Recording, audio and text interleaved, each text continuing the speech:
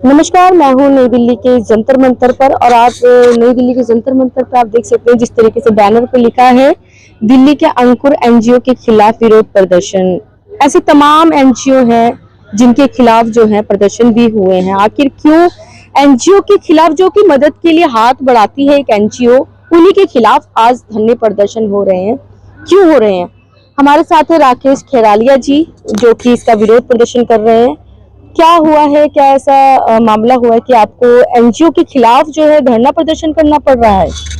Actually ma'am नमस्कार, काफ़ी साल से मैं इनके साथ जुड़ा हुआ था और मैंने देखा कि जब एज ए टीचर मैं यहाँ पे बस्तियों में जाके काम करता था, तो जिन बच्चों के साथ हम जुड़ते हैं उनको एक्टिविटीज़ करवाते हैं और प्रोग्राम करते हैं, कई सारे कम्युनिटी प्रोग्राम, उनके नाम पे ये झूठे फर्जी बिल बनवाते थे। हमसे बोलते थे कि बिल और बनाओ, 2 बिल बनाओ, 3 बिल।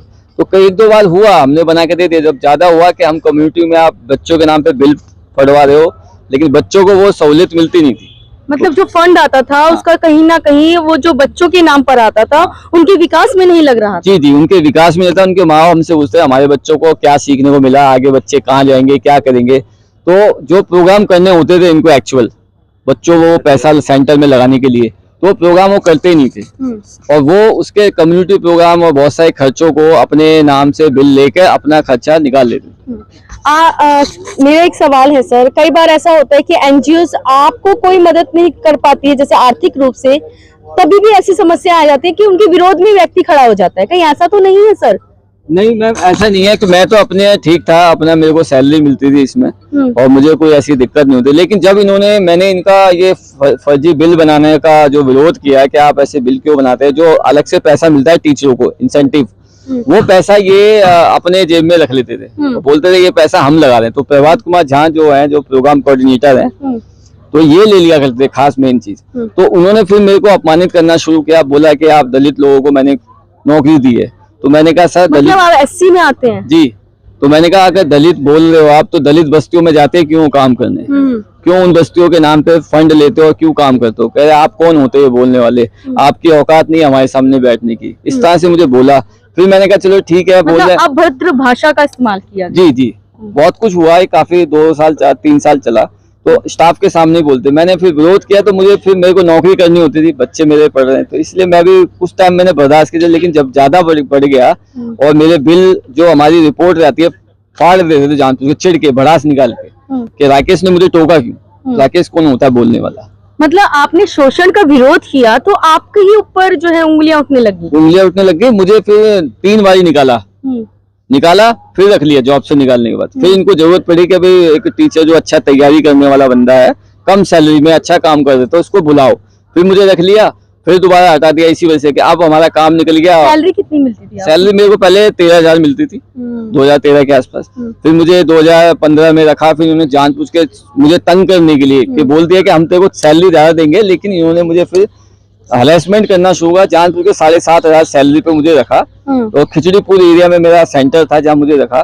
तो मैंने मैम कम से कम इतनी कम सैलरी में कोई टीचर कैसे काम कर सकता है? तो मुझे मुंह जवानी बोल दिया हम तुम्हें ज्यादा सैलरी देंगे। लेकिन ये मुझे पता नहीं था कि मुझे ऐसी समझ के मुझे हरासमेंट कर रहे हैं, मुझे तंग कर रहे हैं और इनडायरेक्टली करते रहते थे। तो आपने प्रशासनिक अधिकारी हैं, हमारा प्रशासन है, शासन है, उनके समक्ष नहीं गए आप?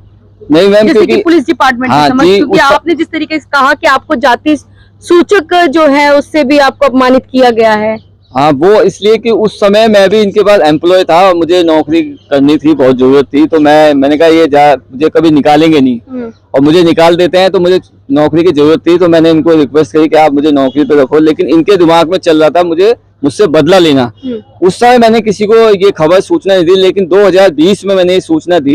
2020 के अंत में, दिसंबर में मैंने FIR करवाई। FIR ST आयोग में कमीशन में जो मैंने मतलब SC/ST एक्ट के तहत FIR दर्ज हुई। मैंने FIR दर्ज होगी। फिर इन्होंने मुझे ना फर्जी तौर पे ऐसे षड्यंत्र रचा, मुझे बोला कि ये हमारे बारे में बहुत कुछ जानता है, इसको कुछ दिन रख लो, और प्लानिंग की इन्होंने। मुझे काम पे फिर रखने के बाद 8 महीने काम कराया, मेरा सैलरी का मुझे PF पे रखा, कि जब से पहले मेरे को PF नहीं देते थे। और फिर 8 महीने 2021 जुलाई को मुझे मुंह जवानी कह के निकाल दिया और बोल दिया हम आपकी सेवाएं समाप्त कर देंगे। आप होते कौन हो, आप क्या करोगे, हम NGO है, पावर है, हमारे पास रिसोर्स है, आप नीचे लोग हो, हम अपर लोग हैं, आप हमसे लड़ नहीं सकते ज्यादा। मतलब आज भी देखिए जातीय भेदभाव कितना दिमाग में इतना कुंठित होकर के बैठ गया है कि आज भी जो NGO में कार्य कर रहे हैं वो लोग जो दूसरों को समझाते हैं कि भेदभाव खत्म करना चाहिए, वो इस तरीके की हरकतें कर रहे हैं। और हमें बड़ा दुख होता है जो समाज सेवा करने NGO उतरती है फील्ड पे, ग्राउंड लेवल पे, वही बच्चों को, दलित बच्चों को लाकर फिर उनको ताना मारती है, बोलते हैं ब्लडी दलित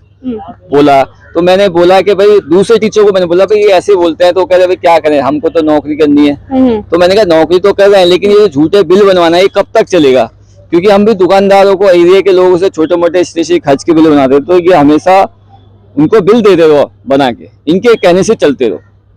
तो क्या कुछ कहना चाहेंगे, आज आप किसके समक्ष आए हैं? दिल्ली सरकार से आपने गुहार लगाई थी? जी, मेरी ये रिक्वेस्ट है, प्रार्थना है कि दिल्ली सरकार और जो केंद्र सरकार है वो NGO को, इस NGO के ऊपर मतलब एक एक्शन ले, इनकी छानबीन हो, क्योंकि वो लोग चाहते हैं कि ज्यादा एम्प्लॉय ना आए, सिर्फ हम ही यहाँ पे काम करें। ये तो NGO चलिए आपने इसका जो है आपने पर्दाफाश करने की पूरा प्रयास किया है, लेकिन ऐसे कई NGOs होते हैं जो कि ऐसी आड़ में जो है शोषण कर रहे होते हैं, तो उनके लिए भी क्या कहना चाहेंगे सरकार? उनके लिए भी कहना कि अब वो ऐसा ना करे, सतर्क हो जाए, कि लोग जागरूक हैं, अगर सिस्टम भी थोड़ा जागरूक हो जाए कि ST एक्ट ठीक है, हमको कैटेगराइज कर दिया है, सबको एक रूल बना दिया है कि आप ऐसे हो, इस तरह से हो, लेकिन उनको ना ताना ना कसे, उनका शोषण ना करे, क्योंकि कौन क्या आगे जाके निकल जाए ये कुछ पता नहीं।